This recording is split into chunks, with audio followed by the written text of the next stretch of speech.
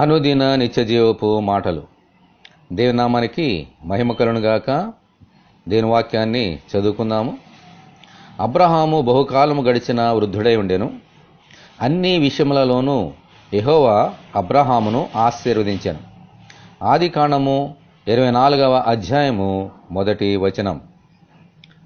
అబ్రహాము బహుకాలము గడిచిన వృద్ధుడిగా ఉన్నాడు అంటే దేవుడు అబ్రహాముకు దీర్ఘాయుష్నిచ్చి ఆశీర్వదించారు.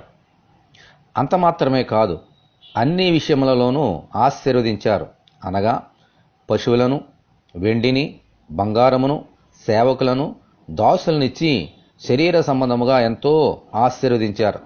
అలాగే ఆత్మ సంబంధంగా కూడా ఎంతో దీవించారు. అనేక జనములకు తండ్రిగా, విశ్వాసమునకు మూలపురుషుడిగా, దేవుని స్నేహితుడిగా దీవించారు. ఆమేన్, హల్లెలూయా. దేవుడు ఇలాగు దీవించడానికి గల కారణము అబ్రహాము అన్ని విషయములలోనూ దేవునికి విధేయుడిగా ఉండుట వలననే. దేవుడు అబ్రహాముతో తన తండ్రి ఇంటి నుండి, బంధువుల యొద్ద నుండి బయలుదేరి తాను చూపించే దేశమునకు వెళ్ళమని చెప్పినప్పుడు ఎక్కడికి వెళ్లాలో తెలియకయే దేవుని మాటకు లోబడి ముందుకు సాగిపోయాడు. ఆమేన్.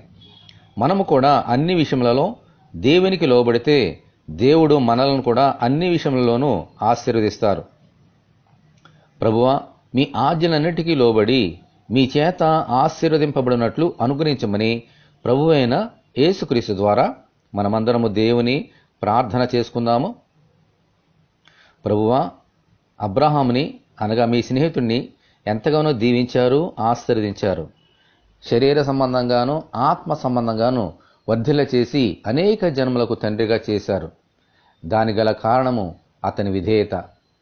నీ బిడ్డలుగా మేము కూడా ప్రభువా మీకు విధేయత చూపిస్తూ మీ దగ్గర నుండి ఆశీర్వాదములు, దీవెనలు మేము కూడా అబ్రహాము వలె పొందుకోవడానికి సహాయం దయచేయండి.